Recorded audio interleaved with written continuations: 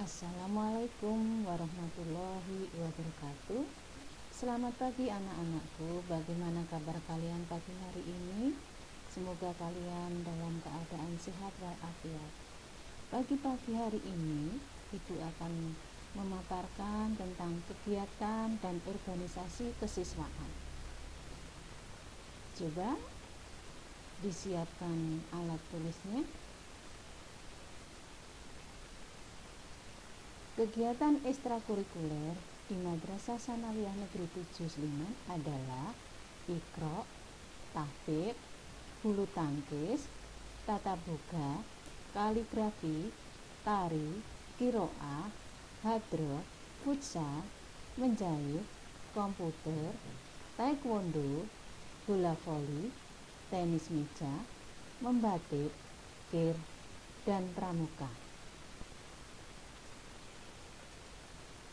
Adapun kegiatan di MTS 7 Sleman pada saat sebelum pandemi adalah diantaranya mengadakan sholat duha dan sholat duhur berjamaah, kegiatan tahfidz yang diselenggarakan pada pukul 6 pagi sebelum pembelajaran.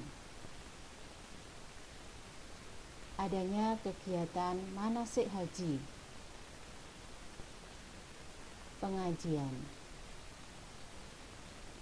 Pengajian diselenggarakan pada saat adanya hari-hari besar agama Islam.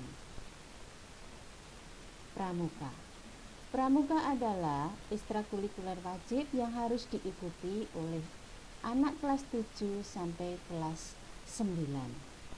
Pada saat daring seperti ini, ekstrakurikuler yang dipergunakan adalah pramuka.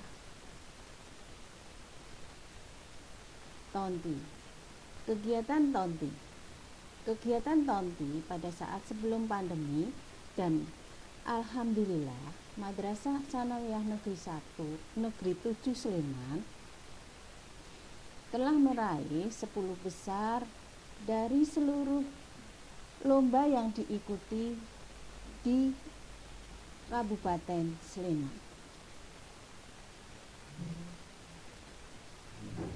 Pembuatan ketupat dilaksanakan sebelum Hari Raya Idul Fitri, dan pada saat daring seperti ini, anak-anak diharapkan membuat ketupat dari rumah dan dilaporkan, kemudian dikumpulkan kepada wali kelas masing-masing. Sungkeman juga dilaksanakan secara daring. Anak-anak kelas 7 sampai kelas 9 membuat laporan berupa foto sungkeman kepada kedua orang tua, kemudian fotonya diupload dan diserahkan kepada wali kelas masing-masing. Bakti sosial untuk siswa kurang mampu, masyarakat sekitar madrasah, dan pondok pesantren. Upacara Hari Jadi Sleman dan Daerah Istimewa Yogyakarta, seluruh warga masyarakat, warga sekolah mengenakan pakaian adat.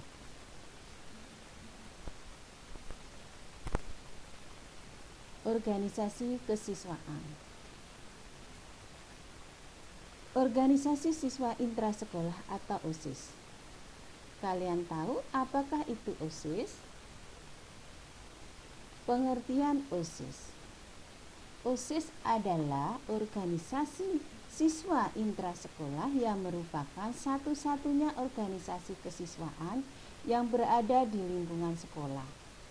Tujuan didirikan OSIS adalah untuk melatih siswa dalam berorganisasi dengan baik dan menjalankan kegiatan sekolah yang berhubungan dengan siswa. OSIS sebagai satu-satunya organisasi, sebagai satu-satunya wadah organisasi sekolah di siswa mencapai tujuan pembinaan pengembangan kesiswaan yang selaras dengan visi misi sekolah, maka organisasi tersebut bersifat intrasekolah. Artinya tidak ada hubungan organisasi dengan OSIS di sekolah lain dan tidak menjadi bagian dari organisasi lain yang ada di luar sekolah. Karena OSIS sendiri merupakan wadah organisasi siswa di sekolah. Oleh karena itu, setiap siswa secara otomatis menjadi anggota OSIS. Keanggotaan itu secara otomatis berakhir dengan keluarnya siswa dari sekolah yang bersangkutan. Kegiatan OSIS meliputi kegiatan yang dilaksanakan oleh OSIS dapat dibagi menjadi dua, yaitu kegiatan rutin, kegiatan insidental. Contoh kegiatan rutin adalah melaksanakan peringatan Hari Besar Agama Islam, peringatan Hari Besar Nasional, latihan kepemimpinan, peringatan Hari Jadi Sekolah, masa orientasi siswa baru, latihan pidato, senam bersama, penerbitan mading, dan lain-lain. Kegiatan insidental. Kegiatan insidental adalah berupa kegiatan yang bersifat tidak rutin, hanya sesekali diadakan sesuai dengan aspirasi yang berkembang atau disebabkan adanya instruksi dari pihak sekolah. Contoh kegiatan insidental adalah pelaksanaan seminar anti narkoba, pelatihan pengolahan limbah sampah organik, mengikuti lomba yang diadakan luar sekolah, mengirimkan utusan dalam sebuah kegiatan atau agama lain.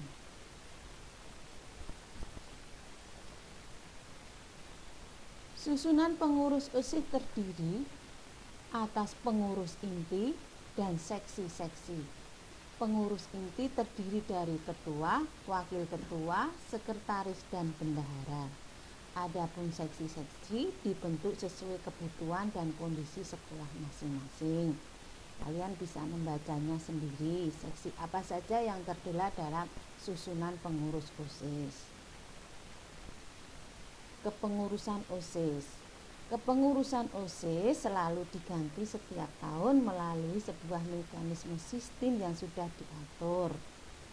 Ada yang menyelenggarakan biasanya melalui pemilu dengan menyediakan bilik suara, kotak suara, lembar suara, kampanye dengan pemaparan misi dan misi, program kerja, sampai ke model pemilihan sederhana, yaitu dengan mengenalkan para calon ketua OSIS ke masing-masing kelas, diberi kesempatan orasi 3-5 menit. Kemudian para siswa yang ada di kelas disuruh memilih dengan menulis kertas yang sudah disediakan panitia. Siapa saja yang bisa menjadi pengurus OSIS? Siapapun boleh dan bisa jadi ketua dan pengurus OSIS. Hanya saja mengingat tugas dan tanggung jawab pengurus OSIS itu berat dan cukup menyita perhatian, akhirnya diadakan semacam seleksi untuk menentukan siapa yang boleh dan berhak menjadi pengurus OSIS. Pengurus OSIS biasanya mereka yang berstatus kelas 7 dan kelas 8, dengan catatan mereka pernah mengikuti kegiatan kepanitiaan.